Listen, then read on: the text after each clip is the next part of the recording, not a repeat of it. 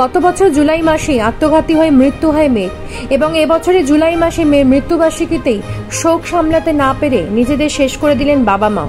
এই মর্মান্তিক ঘটনাটি ঘটেছে বারাসাতে। গত রবিবার ওই দম্পতি পাড়া প্রতিবেশীদের বলে যান তারাপীঠ যাচ্ছেন পুজো দিতে, কিন্তু তারপর থেকে তাদের দুজনেরই ফোন সুইচ অফ ছিল। এরপর প্রতিবেশীরা ওই দম্পতির বাড়ি থেকে পচা দুর্গন্ধ পেয়ে পুলিশকে খবর দিলে পুলিশ এসে ওই দম্পতির পচা গলা দেহ উদ্ধার করে বাড়ি থেকে। মরবো বাঁচবো না, কাকে নিয়ে থাকবো, কি বৃত্তান্ত এইসব বলতো। আমরা বুঝাতাম, যেটা বুঝানো যে কেন করবি, যে গেছে সে আমাদের হলে নিশ্চয়ই থাকতো।